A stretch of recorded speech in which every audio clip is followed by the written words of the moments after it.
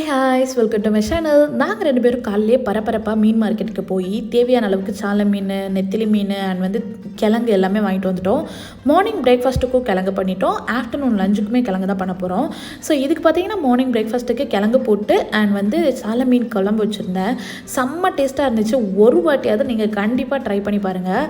அதுக்கு பார்த்தீங்கன்னா மத்தியானத்துக்கு நான் கிழங்கு வேக வச்சு எடுத்துக்க போகிறேன். அதுக்கு சைடிஷ்ஷுக்கு பார்த்தீங்கன்னா நெத்திலி மீன் அவியலும் சாலை மீன் ஃப்ரையும் தான் வச்சு சாப்பிட போகிறேன். இன்றைக்கி நமக்கு மத்தியானம் ரைஸே இல்லை, ஃபுல்லாகவே இதையே வச்சு மேனேஜ் பண்ணிடலாம் அப்படின்ற மாதிரி தான் பிளான். எப்போவுமே ரைஸ் சாப்பிட்டு போர் அடிக்குதுன்னா இந்த மாதிரி ஏதாச்சும் வெரைட்டியாக ட்ரை பண்ணி பாருங்கள். சாலை மீன் ஃப்ரை பண்ணும்போது நார்மலாகவே ஃபிஷ் ஃப்ரை பண்ணும்போது பெருஞ்சீரக பொடி போட்டிங்கன்னா அந்த ஃப்ளேவர் இன்னும் கூட அழகாக இருக்கும். ஸோ நெத்திலி மீன் அவியலுக்காக நான் மாங்காய் கட் பண்ணி வச்சுருக்கிறேன், சின்ன வெங்காயம் கட் பண்ணி வச்சுருக்கிறேன். இன்னொரு பக்கம் பார்த்தீங்கன்னா மிக்ஸி ஜாரில் கொஞ்சமாக தேங்காய் போட்டுட்டு அதில் மிளகா பொடி அண்ட் மஞ்சள் பொடி, கொஞ்சமாக நல்ல மிளகு பொடி, ஜீரகம் இது எல்லாமே ஆட் பண்ணி நல்லா பிறு நரைச்சி எடுத்துக்கலாம். தென் ஒரு சட்டியில் பார்த்தீங்கன்னா நம்ம நெத்திலி மீன், தென் எடுத்து வச்சுருக்கிற சின்னதாக சாப் பண்ணி வச்சுருக்கிற சின்ன வெங்காயமும், தென் மாங்காய், அதுக்கப்புறம் நம்ம அரைச்சி வச்சுருக்கிற மிக்சரையும் கூட போட்டு நல்லா மிக்ஸ் பண்ணிக்கலாம். புளியை கரைசல் பண்ணி வச்சுருக்கிறேன். புளி கொஞ்சம் எக்ஸஸாக போட்டிங்கன்னா தான் அந்த புளிப்பு சுவையை இறங்கி நெத்திலி மீன் அவியல் செம்ம டேஸ்ட்டாக இருக்கும். ஸோ தேவையான அளவுக்கு சால்ட்டும் போட்டுக்கோங்க. இந்த இடத்துலையே நீங்கள் பச்சை மிளகாவும் ஆட் பண்ணிக்கோங்க. நான் பச்சை மிளகா ஃபஸ்ட்டே போடுறதுக்கு மறந்துட்டேன்.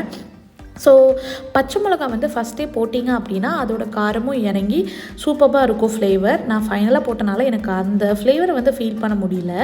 தென் பார்த்தீங்கன்னா இதை கொஞ்சம் மூடி போட்டு குக் பண்ணுங்கள், அது நல்லா வேகணும். இதுக்காக நம்ம தாளிசம் ரெடி பண்ணுறதுக்கு ஒரு பாத்திரம் எடுத்துகிட்டு அதில் கொஞ்சமாக எண்ணெய் ஊற்றிக்கிறேன். ஸோ கொஞ்சமாக எண்ணெய் ஊற்றினா போதும். நார்மலாகவே தாளிசத்துக்கு நீங்கள் ரொம்பலாம் அதிகமாகலாம் எண்ணெய் ஊற்றணும்னு அவசியம் கிடையாது.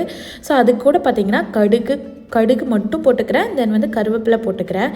நீங்கள் நார்மலாக மீன் குழம்பு வைக்கும்போது வெந்தயம் ஆட் பண்ணிங்கன்னா அதோட ஃப்ளேவர் சூப்பராக இருக்கும். பட் ஃபஸ்ட்டே வெந்தயம் போட்டுறாதீங்க, அது கரிஞ்சிச்சுன்னா நல்லா இருக்காது. ஸோ ஃபைனலாக இறக்கும்போது வெந்தயத்தையும் போட்டு இறக்கிட்டு இந்த அவியல் கூட அதை ஆட் பண்ணிக்கிறேன். ஸோ ஆட் பண்ணிவிட்டு அடுப்பை ஆஃப் பண்ணிக்கலாம். அவ்வளோதான். சூப்பராக நெத்திலி மீன் அவியல் ரெடி ஆகிடுச்சு. இன்னொரு பக்கம் பார்த்தீங்கன்னா நமக்கு சாலை மீன் எடுத்து வச்சுருக்குறோம் இல்லையா, ஸோ அதை ஃப்ரை பண்ணுறதுக்கு டீப் ஃப்ரை தான் இன்றைக்கி பண்ணிக்க போகிறேன். ஏன்னா நாங்கள் ஷாலோ ஃப்ரை சாப்பிடுவோம், குழந்தைங்க சாப்பிடுவாங்கன்னு தெரியல, அதனால் நான் டீப் ஃப்ரை பண்ணேன். ஸோ நல்லா அது ரொம்ப ஒரு 2 hours முன்னாடி ஊற வச்சதுனால நல்லாவே ஊறி வந்திருந்தது.